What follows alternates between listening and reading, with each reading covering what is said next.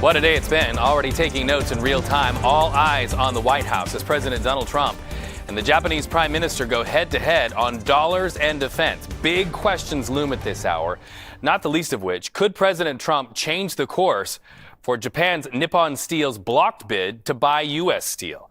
I'm Reed Cowan. Welcome in. So as soon as the two leaders step in front of a podium for a joint news conference, you'll see it right here on CBS News 24/7. It is one we are waiting for. So think about it like this. What's in the meeting of Ishiba's Japan, and what's in the meeting for Trump's vision for America?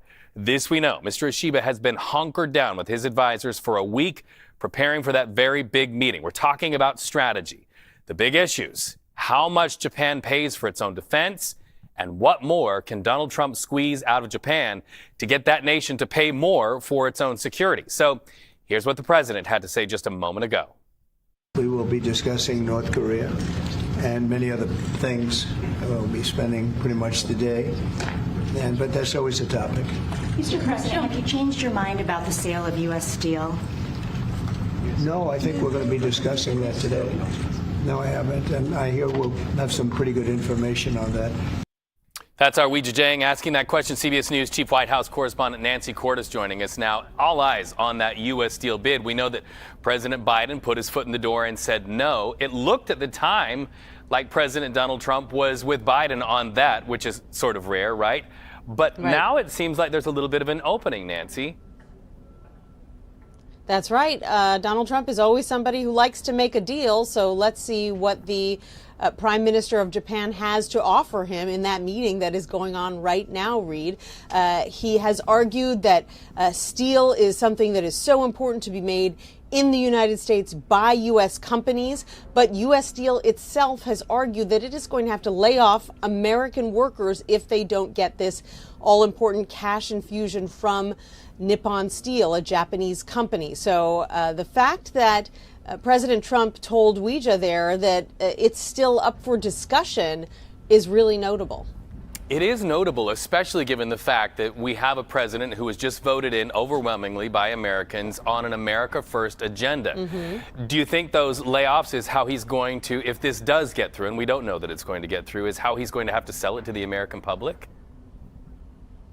Sure. And, you know, this is one of these issues where I think the American public is split, just like folks in the steel industry are split. There are union members who actually support the deal and having the Japanese come in and take over U.S. Steel. They say that's the only way they're going to be able to keep their jobs and actually see the company grow. And so this is not a cut and dried issue that has to do with sending U.S. jobs overseas. In fact, quite the opposite. There has been this really compelling case made that actually bringing in foreign investment would increase American jobs. So we'll see if the president is willing to move on that at all over the course of this meeting. He's going to be holding a press conference with the Japanese Prime Minister afterwards, and I'm sure he'll get asked about it again. Right. And, you know, we know that U.S. Steel is not the only game piece on the board, so to speak. There's also the discussion of trying to get Japan to increase the amount of money that they put forward for their own defense. Any thought there that Japan may move on this to increase the percentage based on their gross domestic product? They may have to, because what President Trump is likely to do with Japan is something that he's been doing with other countries, which is threatening tariffs if they don't do what he wants. It's part of the reason that he is threatening European countries with tariffs. He has always believed, for example, he just brought it up there again in the Oval Office, that European countries need to contribute more to NATO. They did do that during his first term, but apparently not enough for President Trump.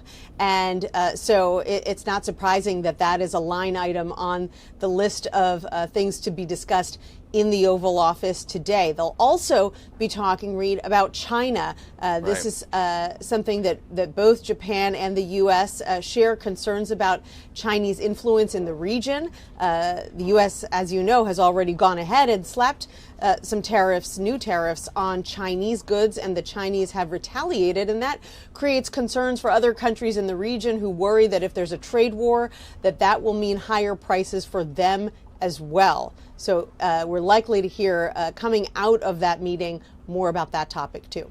We know that you will be there and bring us those reports as soon as they step out. Nancy Cordes, always great to talk to you on a Friday or any day there from the White House.